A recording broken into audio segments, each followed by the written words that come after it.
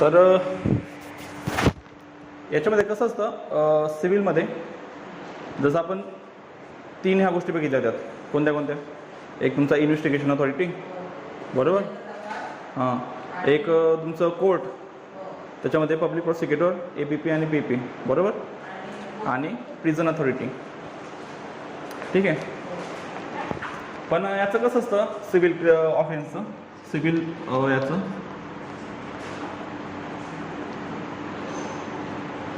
याच्यात विचारा ना. हां हां. ते फंक्शन प्रत्येकाचे वेगळे आहेत ना. आता करतात. आता ट्रॅफिक पोलीस बऱ्याच वेळेस इन्व्हेस्टिगेशन ऑफिसर असतात. म्हणजे त्यांचं याच्यामध्ये आता मुंबईला जर तुम्ही गेले तर तिथं प्रत्येक पोलीसवाला एक काहीतरी कालावधी असतो की जो ट्रॅफिक पोलीसमधून हे सर्व करायला लागतो, बरोबर. ते ट्रॅफिक पोलीसमधून लगेच इकडे येऊन जातात असं. तर आता राज्य राखीव पोलीस झाले तर ते डिस्ट्रिक्टमध्ये पण जाऊ शकतात. SRPF असतात ना, तर त्यांना 5 का किती 7 वर्षाची ही आहे, तिकडे SRPFमध्ये 5-7 वर्ष थांबतील. त्याच्यानंतर ते इकडे डिस्ट्रिक्ट पोलीसमध्ये अप्लाय करू शकतात, म्हणजे याच्यावर जाण्यासाठी. सिव्हिल प्रोसिडिंगमध्ये काय असतं, एक कोर्ट, बरोबर. दुसरा प्लेंटिफ आणि डिफेंडर, बरोबर. तुम्ही सिव्हिल मॅटरमध्ये एखाद्याला जेल होताना बघितलंय का? जेल नाही, सिव्हिल मॅटरमध्ये, सिव्हिल प्रोसिडिंगमध्ये एखाद्याला जेल होऊ शकते का? जेल प्रिझनमध्ये जाऊ शकतो, होते. सिव्हिल प्रिझन आपण बोलतो ना, की समजा जर तिथं एक्झिक्युशन ऑफ डिक्री असतात, एक्झिक्युशन ऑफ डिक्री करताना जर त्या व्यक्तीने जर ते एक्झिक्युशन जर करून देत नसेल तर त्याला मोड्स ऑफ एक्झिक्युशन आहेत. त्याला डिटेन इन सिव्हिल प्रिझन पण ठेवता येतं. समजा स्पेसिफिक परफॉर्मन्सचा कॉन्ट्रॅक्ट असेल, तो जर पूर्ण करून देत नसेल तर त्याला सिव्हिल प्रिझनमध्ये ठेवता येतं. पण त्याचे काही नियम आहेत सिव्हिल प्रिझनचे. त्याचा जेवढा पण खर्च असतो सिव्हिल प्रिझनचा तो सगळा कोणाला द्यावा लागतो? याला द्यावा लागतो, प्लेंटिफला द्यावा लागतो, बरोबर. आपण क्रिमिनलमध्ये बघितलं होतं की कलेक्शन ऑफ एव्हिडन्स कोण करतं? एव्हिडन्सेस कलेक्ट कोण करतं? बघितलं ना आपण, एव्हिडन्सेस कलेक्ट कोण करतं? इन्व्हेस्टिगेशन अथॉरिटी करते ना, पोलीस करतात ना. पण सिव्हिलमध्ये तसं नसतं. सिव्हिलमध्ये प्लेंटिफ आणि डिफेंडर, तर हे त्यांचे एव्हिडन्सेस कोर्टात जाऊन देतात. आणि कोर्ट काय असतं, तर कोर्ट त्यांच्यावर विचार करतं फक्त, बरोबर. इथं पण कोर्ट काय इम्पार्शियल आहे.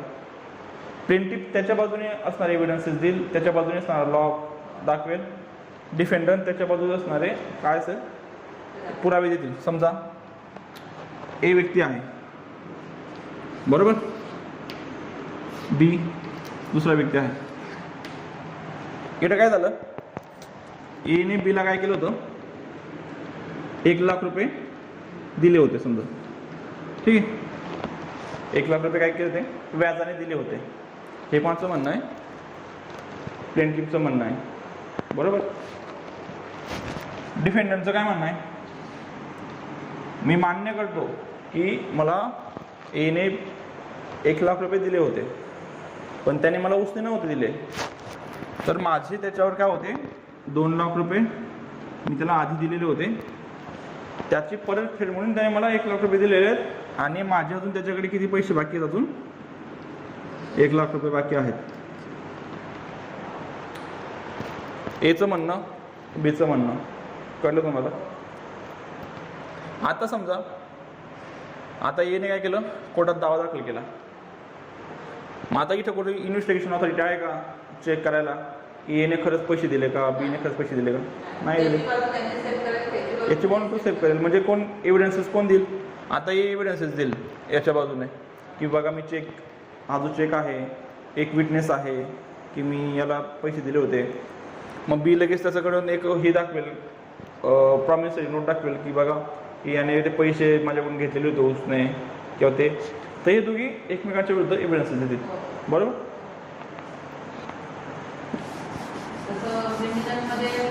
हो. आता क्रिमिनलमध्ये बघा, आता ए आहे, एची बीने हत्या केली. बरोबर. A committed murder of B committed murder of A. बरोबर. FIR नोंदली गेली. FIR कोणी नोंदली? एच्या भाऊने, जो की सी आहे. आता इथं सीवर लायबिलिटी आहे का हे द्यायची, एव्हिडन्सेस द्यायची, की बीने कसा याचा हे केला, फोन केला? काय संबंध नाही. जे पोलीस आहेत, इन्व्हेस्टिगेशन अथॉरिटी, आयोग, तो काय करेल? पुरावे जमा करेल आणि कोर्टात सादर करेल. बरोबर. म्हणजे याच्यात क्रिमिनल केसमध्ये त्या पार्टीला काही गरज नसते हे करायची, पण सिव्हिल केसमध्ये दोघांना एव्हिडन्सेस द्यावे लागतात. कळलं तुम्हाला आता बेसिक फरक काय? आता कोर्टात काय असतात, बाकीच्या ऑथॉरिटी आहेत, कोर्ट कमिशनर, आपण जे हे बघितलेले बघा, इंटरिम ऑर्डर्स आहेत त्याप्रमाणे, की court commissioner, court receiver. Court commissioner आपण करतो ना, की जिथं एव्हिडन्स घ्यायचा असेल. बरोबर. तर त्या ठिकाणी कोर्ट कमिशनर अपॉइंट करतो, की विविध याच्यासाठी, कामासाठी. एकदा बघा तुम्ही, तुम्हाला कळून जाईल लगेच. आता जनरल ही काय, सिव्हिलची प्रोसिजर कशी असते, म्हणजे सिव्हिलची प्रोसिजर स्टार्ट कशी होते बघा. क्रिमिनलमध्ये काय होतं, पहिले FIR होते, इकडे काय होतं, प्लेंट. बरोबर. प्लेंट कोण देतं? प्लेंटिफ. त्याचं काय असेल, प्लेंटिफ देतो. बरोबर. की त्याचं काय म्हणणं असेल किंवा काय असेल. मला खिडकी बंद करून.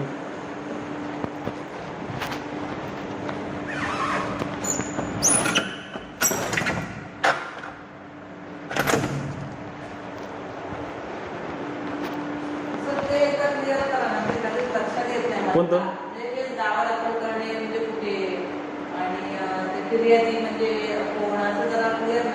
ते म्हणजे ते होते तुम्हाला की प्लेंटिफ डिफेंडंट कोण, त्या ना. तुम्ही एक काम करा, ते लिहून घ्या पहिले आधी, समोर लिहून ठेवा. त्याला सकाळ संध्याकाळ दुपारी असं, म्हणजे असं पाठ नको करा. जो दावा दाखल करतोय तो कोण झाला? प्लेंटिफ. प्लेंटिफ म्हणजे जो मागून घेतोय, काहीतरी दुसऱ्याकडून मागून घेतोय. बरोबर. डिफेंडंट जो सूटला काय करतोय, बचाव करतोय, बचाव पक्ष बोलतो ना आपण त्याला, तर तो कोण? डिफेंडंट. त्याच्या नावातच आहे ना प्लेंट. हे लक्षात ठेवा बघा. सूट कसं आपण दाखल करतो? प्लेंटद्वारे दाखल करतो. बरोबर. तर मग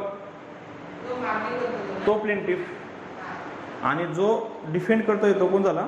डिफेंडंट. ठीक आहे. तिकडे काय असतं? State versus prosecution versus accused. आता जे प्रोसिक्यूट करतायत, प्रोसिक्यूट म्हणजे शिक्षा देणे, मग ते काय झालं? प्रॉसिक्युशन. आणि जो ॲक्युज्ड आहे, ज्याने गुन्हा केलेला आहे, तो कोण? तो डिफेन्स बोलतो ना, तर तो ॲक्युज्ड. बरोबर. प्लेंट एकदाची दाखल केली कोर्टात, तर मग काय होतात नंतर? प्लेंट नंतर काय होईल? समजा प्लेंटचे इसेन्शियल असतात, की त्याच्यात कॉज ऑफ ॲक्शन असायला पाहिजे, कोर्ट फीज केली पाहिजे, plaint shall be filed in duplicate, double कॉपीमध्ये त्याला दाखल केली पाहिजे. हे प्लेंटचे. हो. आणि एक झेरॉक्स आपल्याकडे पण, आणि ती झेरॉक्स कोर्टात सादर करतात ना. एक डिफेंडंटला द्यायचं असेल, डिफेंडंटला समन्ससोबत काय जातं? समन्ससोबत कोर्टाचं लेटर आणि प्लेंट, कॉपी ऑफ प्लेंट. मग जेवढे डिफेंडंट असतील, 1000 डिफेंडंट असतील ना, तर 1000 कॉपी आपल्याला द्यावं लागतील. हो. प्लेंटिफला तो खर्च करावा लागेल, पण तो खर्च तो नंतर काढून घेऊ शकतो ना, जर त्याचं जर हो समोरच्याकडून तो काढून घेऊ शकतो. बरोबर. जर हे असेल तर प्लेंटचे ते इसेन्शियल असले, इकडे काय असतं मग? ते रिजेक्शन ऑफ प्लेंट, इकडे रिटर्न ऑफ प्लेंट. आपण ते बघितलं बघा. रिटर्न केव्हा होतं? की जेव्हा ज्युरिडिक्शन नसेल. रिजेक्शन केव्हा होतं? जेव्हा रिजेक्शन म्हणजे खालीच करणे, आणि रिटर्न म्हणजे तुम्हाला परत देणे. नाही, म्हणजे रिजेक्शनमध्ये कसं, की जर समजा कोर्ट फीज भरली नसेल किंवा काय नसेल केलेलं, त्यावेळेस ती रिजेक्ट होते. ठीक आहे. हां. हो. प्लेंट नंतर काय होतात? समन्स. बरोबर. हो. आता बघा, समन्स एकदाचे सर्व झाले, विदिन 7 days जर ती प्रोसेस फी असते तर ती कोणाला द्यावी लागते? प्लेंटिफला द्यावी लागते. म्हणजे समन्स पाठवण्यासाठी तुम्हाला प्रोसेस फी पाहिजे ना काहीतरी, तर ती कोणाला द्यावी लागते? प्लेंटिफला द्यावी लागते. कोण नाही ना, ती नंतर भेटू शकते त्याला सगळा खर्च.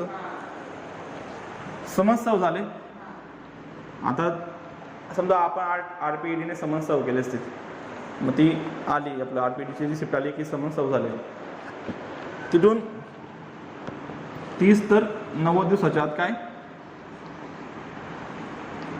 प्लेंटिफने काय करायला पाहिजे? त्याचं रिटर्न स्टेटमेंट दाखल केलं पाहिजे. WS. आता ही प्लेंट कोणाचं झालं? प्लेंटिफचं झालं, बरोबर. म्हणजे त्याचं म्हणणं काय? हो, साधं केलं प्लेंट, समज निघाले, त्याच्यानंतर काय राहील मग? Return statement WS. आता WS ही प्लेटिंग कोणाची असते? डिफेंडरची असते. की त्याला म्हणायचं काय नेमकं?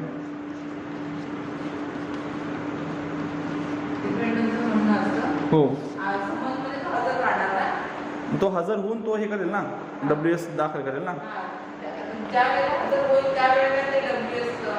हजर करेल तो 30 तर 90 दिवसाच्या आत किंवा आपण तो WS तो करू शकतो. ठीक आहे. हे डिफेंडंट हे करेल. समजा जर डिफेंडंट समन्स नंतर जर अपिअरन्स झाला नाही तर मग काय? Appearances and non appearances of parties, order 9 लिहून घ्या बरं. Appearances and non appearances of parties and consequences of such non appearances, order 9. Appearances of parties असं लिहून घ्या फक्त, ती वाचून घ्या तुम्ही एकदा. समजा जर हे WS त्यांनी सादरच केली नाही किंवा प्लेंटिफ जर डिफेंडंट जर कोर्टातच आला नाही, मी तुमच्यावर दावा दाखल केला, तुम्ही कोर्टात आले नाही आफ्टर सर्व्हिस ऑफ समन्स, मग त्यावेळेस काय करायचं? मग ती काही केस बाजूला राहील का, पडून राहील का? हो, त्याला एक्स पार्टी बोलतो आपण, एक्स पार्टी डिक्री. म्हणजे विदाऊट याचं हिअरिंग न ऐकता कोर्ट म्हणजे हे न करता, काय सुनावणी न करता प्लेंटिफच्या बाजूने निकाल दिला जाईल डायरेक्ट. म्हणजे प्लेंटिफला जे मागून घ्यायचं आहे तर ते प्लेंटिफकडून मागून म्हणजे प्लेंटिफला ते भेटून जाईल, बरोबर. याच्यामध्ये फक्त एवढं असतं की जी ती एक्स पार्टी डिग्री आहे तर ती आपण सेट करू शकतो. समजा आता समन्स भेटले होते पण तो काय झाला होता, तो आजारी होता किंवा त्याचं कोणतरी मयत झालं होतं किंवा काय झालं होतं, तर अशा वेळेस मग काय, मग ते रिजनेबल ग्राउंड होता, मग याच्यासाठी ते एक्स पार्टी डिग्री हो, ते एक्स पार्टी डिग्री काय केली जाते? सेट साईड केली जाते, म्हणजे बाजूला ठेवली जाते. आणि काय होतं पुढे?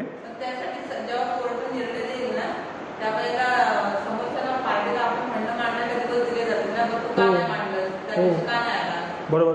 मग त्याचा सफिशियंट रिझन जर असेल तरच तुमची एक्स पार्टी डिग्री काय होते? सेट साईड होते. असं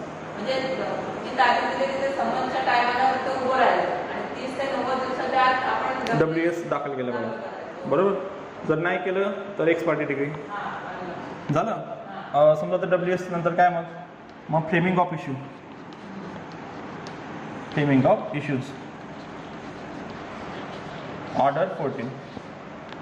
इश्यूज आपण बोलतो ना की वाद मुद्दे, त्यांच्यामधले वाद मुद्दे काय आहेत? Framing of issue, order 14. हां, तर फक्त इश्यूज लिहा आणि ऑर्डर 14 लिहा फक्त तिच्या पुढे. ठीक आहे. हां, ते तर तुम्ही हे होऊन जाईल, तुम्हाला मी ऑर्डर लिहून देतो कोणत्या कोणत्या वाचायचे आहे ते एकदा बघून घ्या फक्त. ठीक आहे. इश्यूज वाद मुद्दे, ऑर्डर 14, 14 ऑर्डर 14. ठीक आहे. त्याच्यानंतर काय होतात मग त्यांचे एव्हिडन्सेस येतात, एव्हिडन्सेस, बरोबर. नंतर नाही वाद मुद्दे म्हणजे ही कोर्ट फ्रेम करतं की आता बघा तुम्हाला सांगतो बरं एकदा.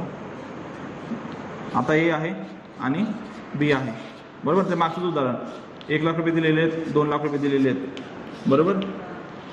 आता कोर्टाने याची प्लेंट आली, याचं WS आलं, कोर्टाने बघितलं की काय यांच्यामध्ये वाद आहेत. कोर्ट काय करतं? प्लेंट वाचतं, WS वाचतं, दोघांचं म्हणणं काय नेमकं. सब जाएंगे, मेरा भी बाकी है 10 मिनट। 10 मिनट, हाँ बेटा, ठीक आहे। नंतर नाही त्यांचं ते हे थोडं ते डेंटलचे सर, तर एव्हिडन्सेस झाले। हां मी काय सांगत होतो इथं, हां वादबद्दल सांगतो। आता काय असतं की याने सांगितलं की मी 1 लाख रुपये दिले आहेत, याने सांगितलं मी याला 2 लाख रुपये दिलेले आहेत, यांच्यामध्ये वाद काय? पैशाचा। मग की एने बीला पैसे दिले आहेत का, 1 लाख रुपये देणं लागतो का, म्हणजे बी एला 1 लाख रुपये देणं लागतो का, हा झाला पहिला वाद मुद्दा। देणं लागतो तर कोणत्या व्याजदराने, बरोबर। दुसरा वाद मुद्दा, ए बीला 2 लाख रुपये देणं लागतो का, लागतो तर कोणत्या याच्याने, कोणत्या व्याजदराने, बरोबर। मग दोघांमध्ये नेमका काय वाद आहे, त्याला काय म्हणतो आपण, वाद मुद्दे म्हणतो। सेक्शन आपलं ऑर्डर 14 एव्हिडन्सेस झाले। नंतर त्यांचे आर्ग्युमेंट राहिले, म्हणजे मध्ये भरपूर गोष्टी आहेत अजून, की इम्पाउंडिंग ऑफ डॉक्युमेंट असतील, नंतर क्वेश्चनरी असतील, अशा बऱ्याच गोष्टी असतात मध्ये, म्हणजे ज्या फक्त या ब्रॉड सूटचं हे। नंतर आर्ग्युमेंट झाले, बरोबर। त्याच्यानंतर डिक्री झाली, मग डिक्री म्हणजे ए स्टेटमेंट ऑफ, म्हणजे डिक्री म्हणजे आपण करतो ना की ऑर्डर असते कोर्टाची, की कोणाच्या फेवरमध्ये काय निर्णय दिला तर ती डिक्री असते। आता जर प्लेंटिफने जर ज्याच्या विरुद्ध जर डिक्री हे झाली असेल, ड्रॉन झाली असेल, त्याने जर ती डिक्री एक्झिक्यूट नाही करून दिली, म्हणजे ती जर त्याने ते पैसे नाही दिले याचे, म्हणजे डिक्री होऊन पण, मग त्या समोरच्या व्यक्तीला लगेच ॲप्लिकेशन करावं लागतं एक्झिक्युशन फॉर डिक्रीचं, एक्झिक्युशनचं।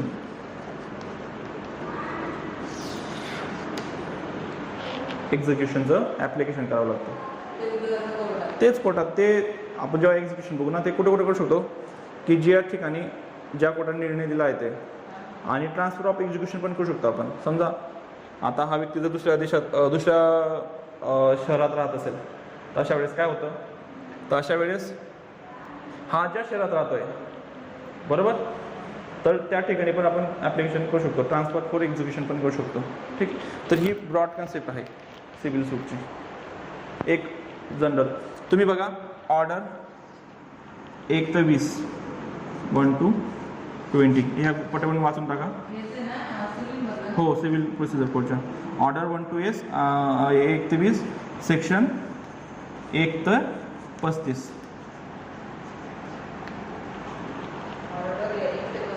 हो, ही ज्या ज्या 2 ऑर्डर आहेत त्या पटकन 35, तर हे जे आहेत त्या 2 गोष्टी तुम्ही पटकन वाचून टाका आधी, म्हणजे उद्या जरी वेळ भेटला तुम्हाला, काही नाही, खूप सोप्या आहेत, म्हणजे 3-4 तासात संपूर्ण होईल तुमची, मराठीमध्ये असेल ना, तर ते हे करून टाका बरं, तुम्ही एकदा वाचून टाका। तुम्हाला सगळी ही गोष्ट आहे सांगितली ती सगळी समजून जाईल। तुम्ही 1 ते 20 वाचा, मग तुम्हाला काही डाऊट असतील आपण ते एकदा बघून घेऊ, करू, ठीक आहे। तुम्हाला काय प्रश्न आहे याच्यामध्ये? आज समजलं तुम्हाला एक प्रोसेस, बरोबर? हो, आता जावं लागेल।